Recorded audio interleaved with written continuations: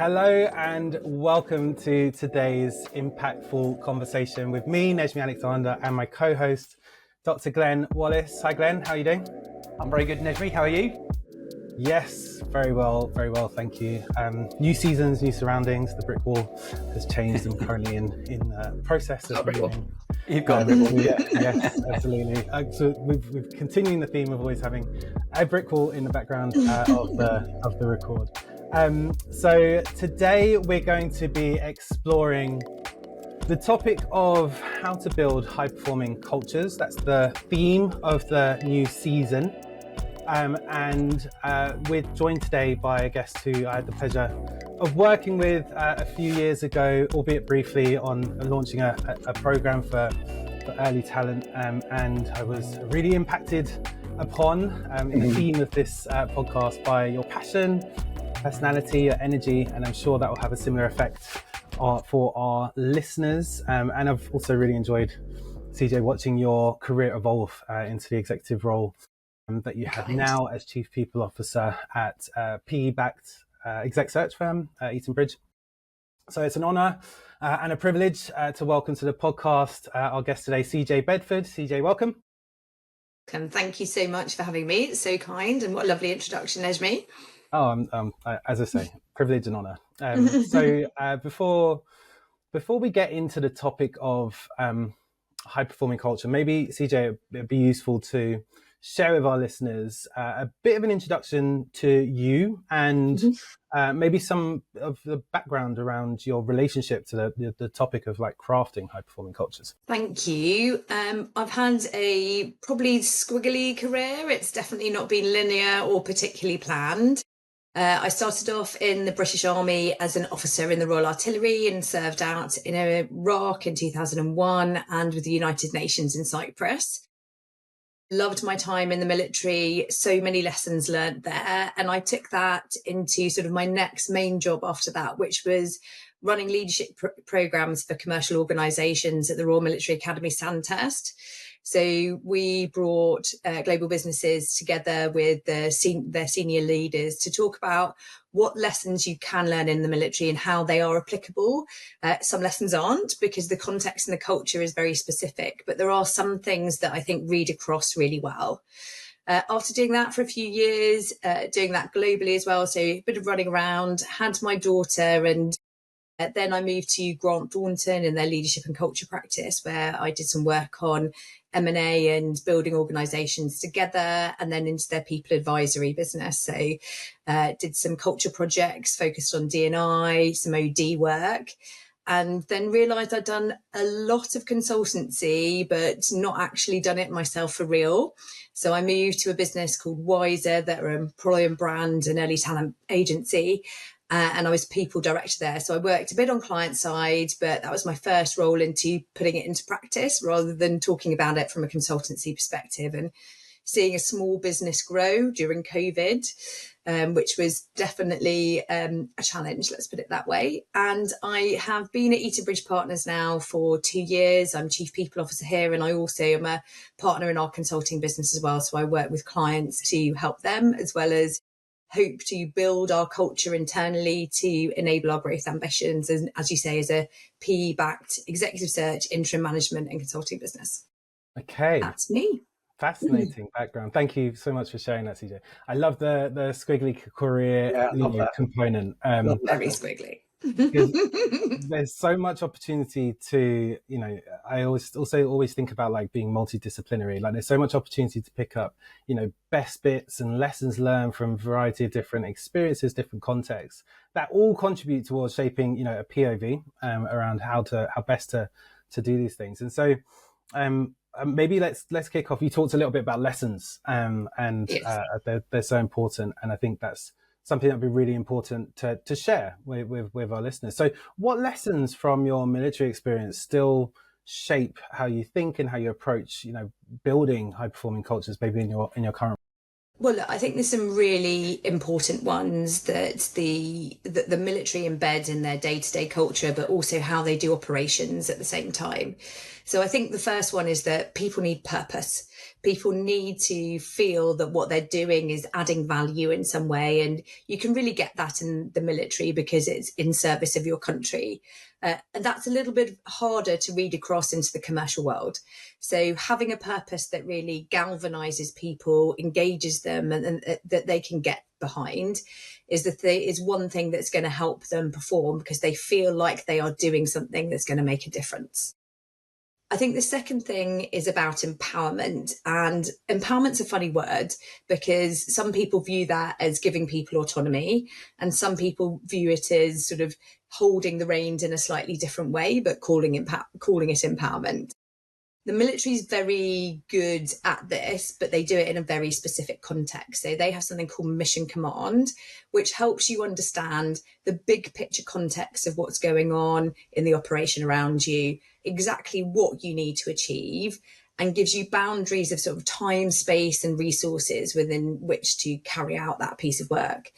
And I think there's a lot of lessons to learn from that. So when we're delegating to people, when we're giving them context, like, why is this important to the organization, but to them as individuals as well? Like that just little tweak there. It's not just what's important to us as a business, but how is this going to add value to you? And then to be really clearly articulating what you want people to do and what good looks like for them. And give them those boundaries, because people without boundaries will make their own boundaries. And especially within a team environment, that can cause conflict. And when people are sort of jumping in each other's spaces, so giving them boundaries and space. But empowerment is really underpinned by trust. So it's the empowerment and responsibility model. For it to work really effectively, you've got to trust the people you're working with and trust that they're going to take the responsibility to fulfill what you've asked them to do. So I think those are two key messages. I think that probably the last one is around like what the military would call camaraderie, but what we call in the commercial word belonging. When people feel that they belong in an organization, that they feel comfortable being themselves, that they've got mates around them and people who they trust and care about, they also then want to perform to the highest level. They want to perform not just for the business, but for the people around them. So I think that is a really important message.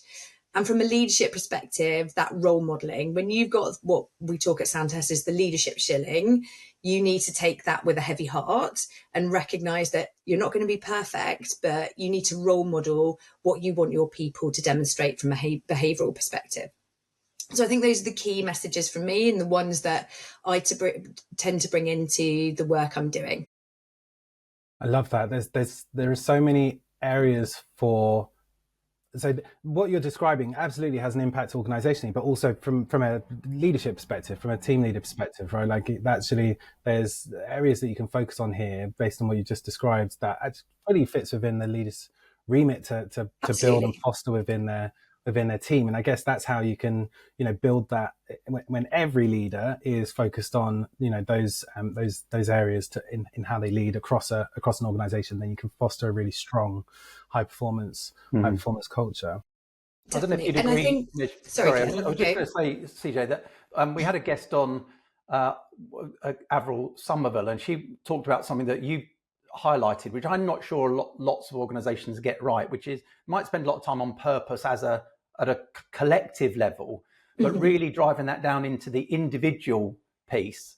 That's really key, isn't it? Because you can put the poster up on the wall, metaphorically speaking, but if I don't really feel that deep down on an individual level, the camaraderie is then hard to foster because I don't really feel it. Whereas actually, if I feel it in the way that you've described it, that feels like a and I suppose it's taking the big picture purpose and what does that mean to you? Because people with different personality preferences will look at a purpose statement and see it from a load of different lenses. But I suppose spending time with people to understand what that means for them, and it might not be their personal purpose, it's very unlikely to be honest, but like what is their purpose and how could it and does it fit with the organizational purpose? So you can sort of chip into that from a motivational perspective, like I'm going to ask you to do this and this is why it's important to you. So you're like connecting with them on their emotional level of the things that are important to them, as well as it's got to be in the context of we're doing business and we've got to crack on as well.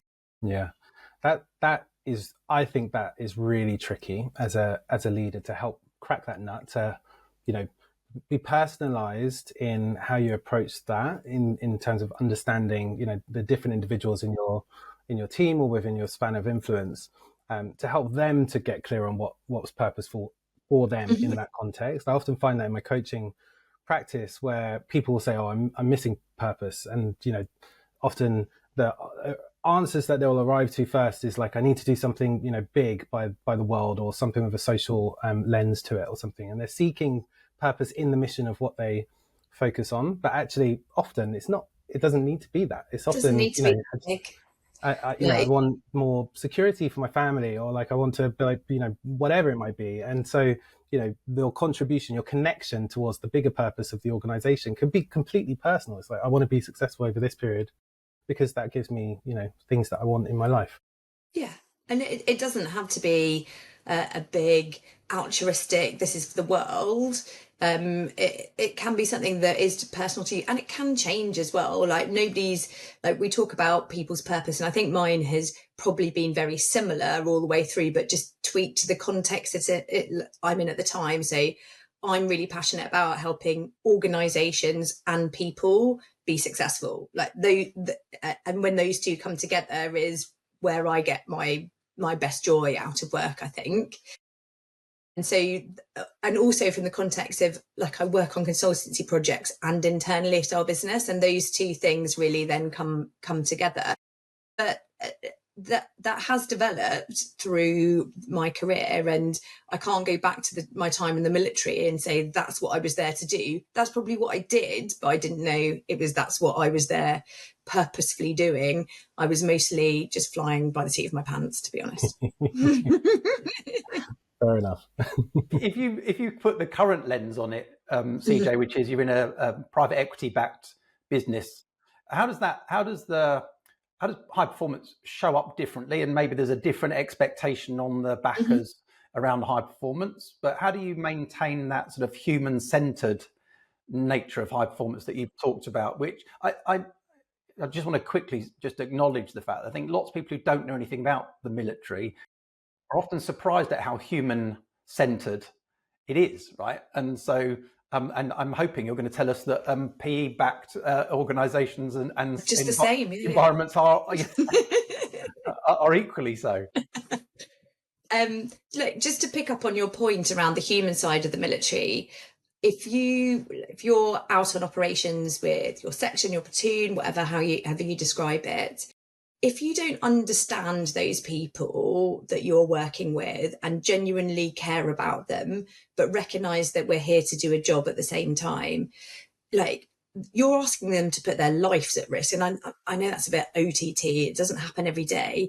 But you have to know and understand them, like what's going on in their family life, what's going to be distracting them at that moment when you're asking them to put themselves in harm's way. And if you don't know and understand them, and you're just shouting orders at them, then you're less likely to get to get them to do that, and for them to want to do that for you, for the army, for their purpose, whatever that means. But I suppose going on to private equity backed businesses, I would have to say that having worked in this is my first role in private equity, and I was quite excited for it because my previous business had been founder led, and that has a certain particular culture, and having some kind of accountability and focus on growth was really important to me as I went into this role. I've heard horror stories of private equity businesses and them running them hard, but that's their prerogative, and that's the quid pro quo of being private equity. I have to say that our backers, Elysian, have a real balance for this. They recognise that we are a people business. So we do executive search, interim management, and business consulting. All of those things are about people. So our relationships with our candidates, our relationships with our clients, those are the things that add value to our business. And if our people aren't performing, then we're not performing. That's just the facts in our business. Our people are our only asset, human resource, whatever. I hate those words. But the people are the things that make our business successful. Culture is so important to us as a business because when we don't get that right, our people are demotivated and less likely to perform at a high level. So we're always kind of having this balance between culture and performance, and in management, I suppose, support and challenge, because we've got to hit targets as well as keep our people happy. So it's always finding that balance around how much and at what time those things can be out of balance and what that means to performance. So if you've got a super supportive culture, look, that's wonderful. Everybody's happy every day. That's great. But sometimes that leads to complacency. Because people have a lovely time at work every day, they might not be working as hard or achieving their potential as they could do. And when performance is out of balance and you're banging people through the numbers all the time, then culture and their feeling about being at work will impact their performance. So this is just a really tricky balance to get right. And look, you've got to play that on the market as well. Being honest, the recruitment market isn't as buoyant as we'd like it. I don't think that's a surprise to anybody. So we need to sort of ramp up performance a little bit and help people make sure they're being focused, that they're creating the best opportunity around every contact and touch point they have with candidates and clients. And we need to do that not at the expense of culture, that people like, actually, we're getting very focused here and it's all about the money. So I think it's a really difficult balance to cut. And it's something that is always running as a theme in my head. Are we out of balance here? Do we need to be out of balance just because where the market is right now and the level of performance? It's fascinating. It's a really important, it's not necessarily a dichotomy, but like it's a really important sort of balance that you're describing there, because ideally you want both things present at all times in order to maintain that level. And I guess when the market isn't as buoyant as one would like, I would assume then it would more likely defer to putting higher focus on challenge, perhaps, in order to drive more of the results on that side. Is that fair to assume? And if so, how do you maintain that balance in that context? I think you can't be prescriptive with everybody, because you can't assume that people aren't performing even though the market's tricky, and you have to be really tailored with your approach.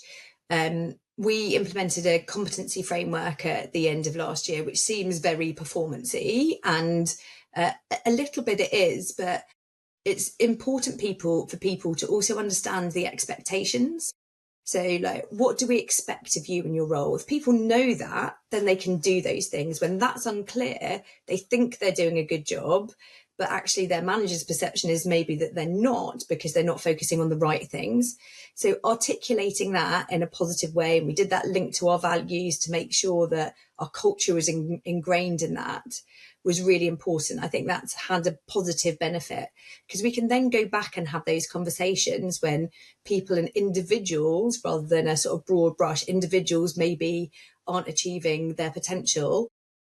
And also, I think feedback's really important in that. Feedback has always been a sticky subject, and leaders sometimes find it very tricky to be honest and open and transparent with feedback. I think it's a real challenge for some people. But when we can do that effectively in the context of, like, here's your expectations, here's how you're performing against them, these are people's views, in a supportive environment, but really outline the intent. The intent is to support you to achieve your potential, not to do you down for not doing those things. Yeah. And it's just like that, like context shift. We're not doing sort of feedback and challenge with a hard hand. We're doing it with a supportive tone and a supportive intent. Yeah, that makes total sense to me. So those parameters that you described as one of the lessons from the military, being really clear on like the why, and then being really crystal clear on what good looks like, and the expectations around that. Practically, how you bring that to life is through this sort of competency framework that you described. And feedback is the glue that keeps that, or the fuel that the oil, let's say, that keeps the engine ticking on that front. Exactly. Can I just, something struck me as you were speaking, CJ, which is people inherit teams, or indeed, the organization is the organization. Mm-hmm. Something that struck me as you were speaking is, do you think all units, whatever size we're talking about, whether that's a team or particularly for us today, an organization, can they all become high performing? Do you think all organizations have the potential to be high performing? And the reason I mention that is, you've arrived new relatively recently to that. You've inherited the people. I think my sort of, if I was going to unpick my question a little bit further, I'd say there's something about how important is getting the right people on the bus, to that. And if you've inherited those people, you can't just start again. No. Are we sending a message that even when you've inherited the raw resource, you can still drive performance? Does that make sense? I think it's a tricky question. And I think that a number of things need to be true for that to happen. You have to have great managers who really understand the potential of their people, who can connect with them and help them to achieve like what their potential is. But the side of that is also you need to recognize when it's not going to work. And those are hard decisions, but that's the kind of leadership shilling, I suppose. Again, you've got to support people as much as you can to, but also be willing to recognize when it's not working. And I think that those are very hard decisions to navigate, because people are people and they have lives and dependents and expectations.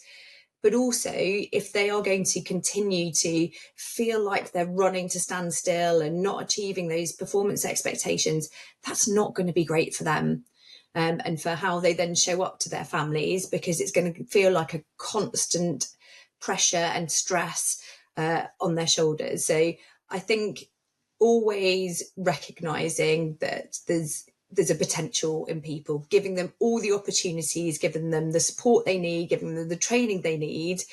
And if it's not right for them, that's okay. But sometimes it isn't. And that's hard. Yeah. Yeah. And I think that it's a, you talked about the leadership shilling, which I'd love to dig into a little bit more in a minute, but that I think it's not an easy endeavor, is it, to go, well, you tell me, but you've done it more often than I have. But I think see organizations they talk about high performance, and if I was being harsh, a lot of it is wish fulfillment as much as it is actually, the intent is kind of there, but I think organizations don't necessarily understand actually just quite how relentless you need to be in the pursuit of high performance. Because if we took a high performing athlete or a high performing musician, it's a lifetime of work to get to those points. And why would we think it's any different for an organization, right? Yeah, and I completely get that. My daughter is big into swimming. She's only 12. And there's some massive lessons for her in that around growth mindset. But the underlying key message is that it's graft. You don't just get amazingly good at swimming without not turning up 5 times a week. It is graft. And performance, it's hard work. And I think that is the reality of it, both for leaders, both for employees, people in the business, for athletes. If we're going to perform at a high level, then it's going to be there's going to be tough times and it's going to be hard, but there's also going to be that feeling of elation when we achieve it. It's the quid pro quo, the graft is there, but when we achieve what we set out to, that feels amazing. And actually, when you've worked really hard at it and then achieved it, it feels even better. Yeah, great. They're like highlight moments, aren't they? Career highlight moments or life highlight moments, if you can do those things. My favorite academic research paper title ever is The Mundanity of Excellence. And it's actually written by a guy who did research into elite swimmers, funny enough. So to your point, it is about doing all the little things, like, you've got a competency framework. You have to do these things in a certain way in order to get the kind of performance that we're looking for. And it's putting all those little bits of the jigsaw in place. But it's not an easy endeavor to take on. I think sometimes organizations and individuals even might take that on too lightly. not really fully appreciating, yes, the massive upside, but to your point, that it's a long.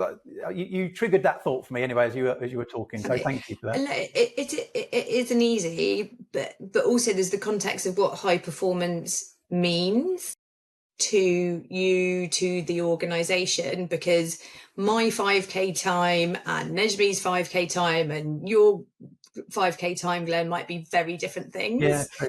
And my PB is my PB, which makes me happy, and yours is different. So there's a context to high performance, and it's like what that performance means to you and what that performance means to that organisation. And I think that's important to recognise too. That's a great shout.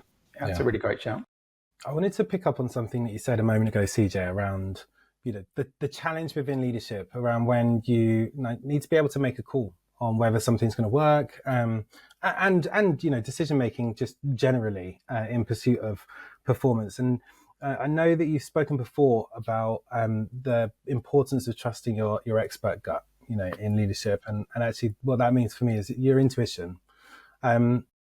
Certainly within the context of performance or underperformance at times, but more broadly within leadership and driving culture as a leader, as a contributor towards shaping that culture. What advice do you have for helping leaders to have the confidence to trust their intuition within their context when shaping and driving high performance as a culture? It's a hard one because it's kind of expert intuition. So you've got to have seen things a number of times before for your intuition to be right. Kind of otherwise you're just going with your biases and your life experience and like your previous experience. So there's a little bit of difference around sort of like your gut and your expert intuition, I think. And everybody's got to recognize that you've got to challenge that from a number of different perspectives. We've all got different personality preferences. So we might have a preference for certain people and we'll believe they'll be successful because they're like us, but that's not necessarily true. So to recognize when things, aren't necessarily working or are working, but to challenge yourself on it a little bit. So like, the military's got something like called the estimate process, and going, right, is this really going to work? If I looked at this from a different perspective, what might I see? If I looked at it from this person's perspective, what might I see? So you can go with your gut, but you've also got to challenge it at the same time. I'm pretty sure that this is going to be the outcome, but I'm going to give that person a chance and I'm going to create the conditions for them to be successful if we're talking about performance. But also just try and recognize where your biases come into this. So I'm like this person, we've got kids the same age, I'm sure they'll be fine, is not kind of challenging enough to your sort of expert intuition, I think. Yeah, I love that. I think I think it's often a trap that people can fall into. It's fairly natural to allow your biases to slip into some of your decision making and how you assess performance or individuals in terms of their potential or anything like that. And so actually putting a stop check in place to actually question, are my biases coming true here? Do I think, is the way that I'm thinking about this situation just shaped through my own lens, or is there alternative ways in which I can look at this? I think that's a really great takeaway for anyone to put in place if they're not already doing it. I've seen this plenty of times in the sort of, certainly in the earlier leadership, like you just described, where it's intuition, it's gut, but it's not necessarily shaped through expertise, through having seen the similar sort of patterns over one's career, and so that's a really, really important advice for anyone, I think, to take away there. It does speak to your point though, Nejmi, around giving leaders confidence. At least but I'm checking that confidence to using CJ's model, which I love. It's kind of like I can have a best guess, but rather than just run with it and then find that best guess was miles off the mark, you've at least got the confidence to start. And I think that's key. Can you? I'm really fascinated by this idea of the leadership shilling. I think I think I know what it means in my head, but I'd really love you to to share, if you're happy to, just what does that mean in the military, and how does that translate as an idea into, leadership and high performance culture in the commercial setting? It's a great phrase as well, by the way. It's quite an old school phrase, though, isn't it? Yeah. Quite an old school phrase. Yeah. I think it comes a little bit from the Sandhurst motto, which is serve to lead, and that leadership is a privilege. So with you looking after growing the people who report to you in your team, that is a challenge and a privilege. And it's both sides of the shilling, I suppose. It's a challenge because it's beholden on you to be the role model, to demonstrate to people the behaviours you want to see from them, to have the courage to stand up when people aren't doing that, the moral courage to challenge when that's appropriate. But leaders shape culture, like it's a complete fact. And how you lead individually, and also how you lead as a collective leadership team or a group of senior leaders in a business, sets the tone for how people's expectations of the culture, and really influences what they do on a day-to-day basis. When you see somebody in a leadership position going against an organizational values, that genuinely jars with people. They sometimes have quite a visceral response to it. It's like, that is not the expectation I had of you. And so as a leader, there is a responsibility there. And look, also with the balance, like, you're not going to be perfect. You're not going to get it right all the time. Nobody's going to be the perfect, authentic, vulnerable, challenging, direct, inspirational leader, because we just can't do that. But just to remember that people are looking to you to help them grow their careers, and therefore to help them grow their families and their expectations in life. So it is a responsibility and it's a privilege at the same time. So it's like two sides of the same coin, I'd say. Yeah. When I'm in my most sort of flippant moments, I do challenge leaders, along those lines, I think, which is, you signed on the dotted line when you were offered that role. You didn't have to take it. And I think, if the upsides are the upsides, a bit like we're talking about the upside of the culture, but that's true at leadership level. There are lots of upsides to it. But I like the acknowledgement that burden is the right word, and I don't mean it as a purely negative thing. There is responsibility and accountability that comes with it. I'm not sure. I wonder if organisations got that clearer when leaders are being put into those roles or given that opportunity, and then supported more, I think, to do that job well. I wonder whether we would have more higher performing organizations. I think choosing your leaders is really important. And sometimes you can't necessarily do that. And like when you arrive at an organization, you've got the leaders that you've got, and supporting them to be the best they can be is the most important thing. I think in a lot of organizations, I'm sure you've worked with as well, technical expertise, people who are technical experts go into management because it's the only next step for them.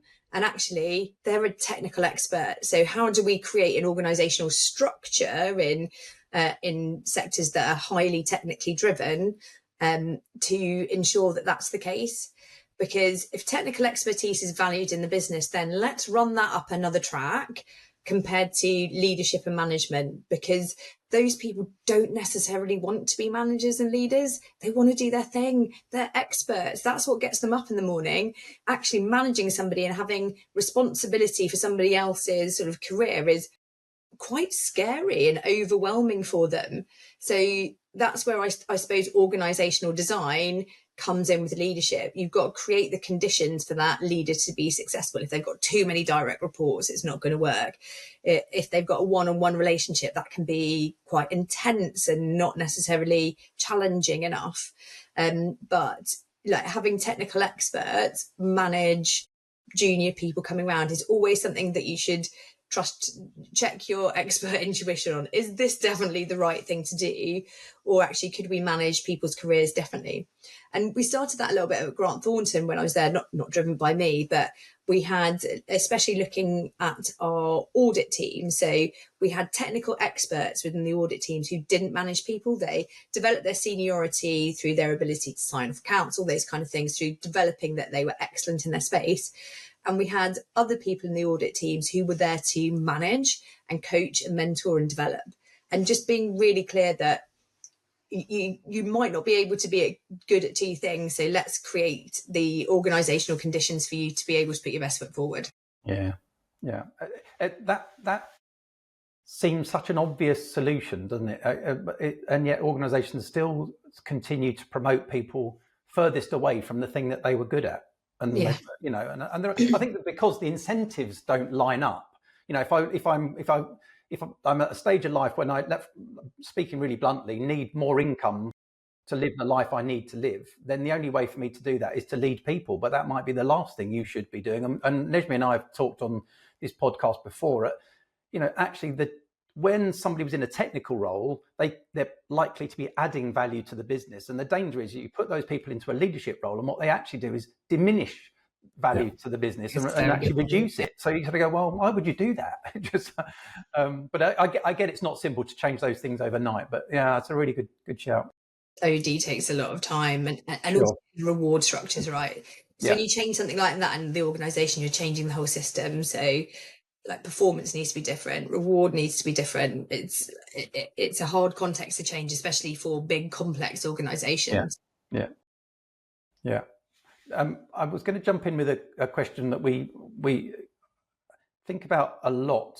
Certainly we think about a lot with organizations and teams particularly, which is so let's assume that people listening to this set out on the drive to high performance, take lots of the advice and sage counsel that you've provided, and let's say 3 years down the line we're humming along and we're a high performing team or a high performing organization. So we've got organizational culture which is high performing.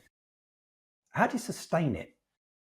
Because I think there's a real challenge there, which is you see lots of organizations who do really well and then for all sorts of reasons kind of fall off a cliff, or there's a gradual erosion of that high performance over time.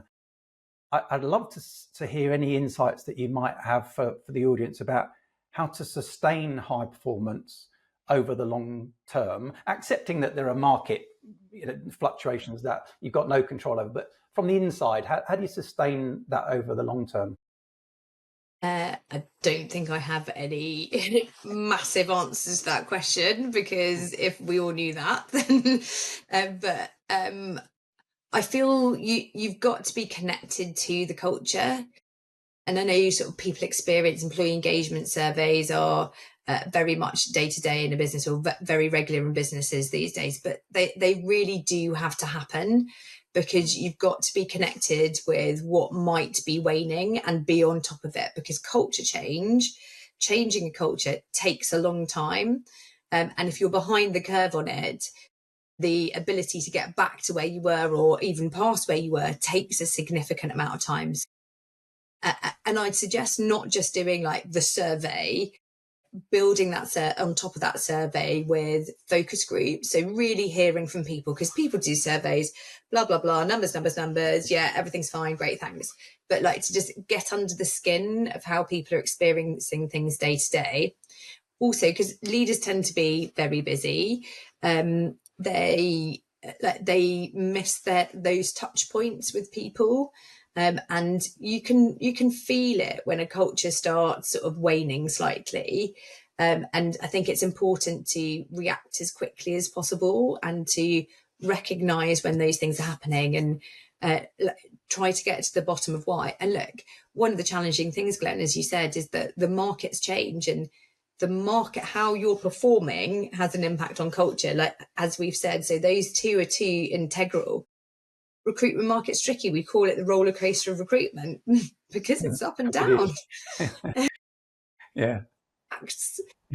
So, and when it's down, because it's a very clear sort of commission-based culture, that does have an impact on how people are feeling on a day-to-day basis. And if a lot of people feel like that, you can feel the difference in the culture. So checking in with people regularly, not just doing the survey, do like focus groups, really understand what's going on for people, and don't be scared to ask the hard questions in those employee surveys. I know a lot of people do surveys off the shelf, but I think they always really need to be tailored to the important things for your organization. So what do you want to achieve? What's your purpose? What's your culture? And some of those off the shelf things just don't give you that detail or that real understanding. Yeah, I love that. Checking in, getting on top of it quickly, hoping for the best. It's like that expert got industrialized, right? Like actually, in order to sustain it, there's sensing. It's like really being acute and sensitive to like how things are evolving or shaping within a culture. And sometimes that's data at an organizational level, but sometimes actually that might just be checking in with the team and really kind of making sure that you're clear on that relationship as you go up and down the roller coaster, because recruitment's not alone in that context, right? Like that. The kind of market forces and the impact on, when everyone's busy, when you've got a high performing team or like top talent, when everyone's busy, everything feels like there's a buzz in the air and we're all moving in the right direction. And then when things get a little bit trickier, you're absolutely right, that sort of erosion can start to show. And so it feels like it's just a constant practice. That's the answer in terms of sustaining that, and whether we achieve no easy answers on that one, unfortunately. Like high performance, no easy answers. Sorry, I didn't want to hog the questions, but I've got so many things going off in my head, CJ, that I would like just to pick up. But I'm just mindful of time, so maybe we'll make this the last one. But it might open up a conversation for another time too, if you would be happy to come back at some stage. But what do you see as the role of technology in this? I don't want to make this an AI conversation because I think everybody's sort of already beginning to get a little bit tired of the AI piece. But we can't deny it's real, right? It's a real part of that. But without over-focusing on AI, what do you see as the role of technology in building high performance? Ultimately, that'll be through both people and through an agent, maybe. What's your sort of early thoughts on that? Excuse me. We can't get away from AI and technology, and we're kind of reshaping our people strategy at the moment to include efficiency and productivity in the people strategy, because I think it's really important to recognise that this is going to be an enabler of performance. So to do things quicker, to do things more efficiently, to take tasks away from people that are the things that they just like, everybody's got a bit of their job that they're like, ugh, this is the boring bit, that we all have to do. But if we can take that out and people are spending more time on value add, and for us, that's time with our clients and our candidates. Those are the things that's going to make a real difference to our business, rather than admin and invoicing, which we clearly need to do. But if we can make that more efficient, then time with our clients and candidates is what's going to make our business more successful. So the more that we can take away from our consultants and our researchers to make sure that they are out in the market more and delivering value for our clients, then technology has got to be an enabler of that. And there's so much we can do with it. Whereas historically, a consultant would have been on a call with a client or candidate and then had to write up the notes and then put it on the system. If we can take that bit out, and actually taking the notes, if you think of that human interaction, when you're on a call with somebody and they're like furiously having to take notes, they're not in that moment. They are typing the notes rather than thinking about the next best question. They're down there rather than genuinely listening to you and understanding what's going on and picking up that nuance around how you're replying to stuff. So for us, we've got a phrase in our business which is refreshingly human, and if technology can help us to be more refreshingly human, more in the moments with our candidates and clients, then it's an absolute no-brainer. But we are a people business. But if you think about manufacturing, technology is just going to enable so much more there. But for us, it's all about having the time to have better relationships. And look, we're good at this already. So from our business perspective, we've got a net promoter score of 84. So our clients really like working with us. And the more we do that, the more successful we're going to be. So that's how we see it grow in our business, without a doubt. Taking out the admin so we can be more in the moment. Nice. A real opportunity to do what you do best, and enabling that within the culture even more. What impact do you think that will have for the leaders in the business? I think it's more time with their people as well.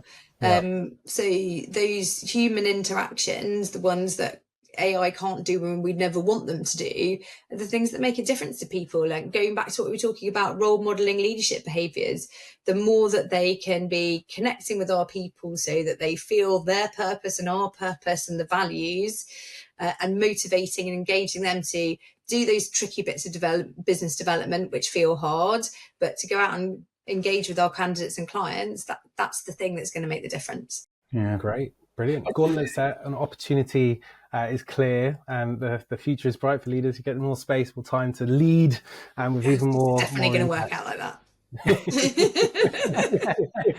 I mean, I hope it does, but I think to your point, I think there's actually, I love the way you framed that. Actually, technology will be an enabler of high performance cultures being built, because actually, if you are, I'm making the numbers up clearly, but I've got 3 more hours in my week. Well, what are you going to do with that 3 more hours? Are you just going to fill it with busy work, or actually could you take a proportion of it at least and really focus on dedicating that to high performance conversations and building the culture across the organization more proactively? Yeah, and for us, performance is the strength and connection in our relationships a little bit in our business anyway. And so the more people can be investing in those moments, that the more high performing the business is going to be. Love that. Brilliant. Well, what a brilliant place to close our conversation today with you, CJ. Thank you so much for sharing your expert wisdom on high performance cultures. I think there's so many nuggets there for senior people to take away if you're thinking about, if you own the people agenda within your organization, what you can be thinking about in order to really drive that proactively. But also, just leaders. I think anything that is relevant at the organizational level when it comes to high performance will also be relevant at the team leadership level too. And so there's so many nuggets there, which I'm very grateful, CJ, for you for sharing today. So welcome. It's been a real pleasure. Thank you both. Thank you very much, CJ. Really enjoyed that. Thank you very much. Goodbye.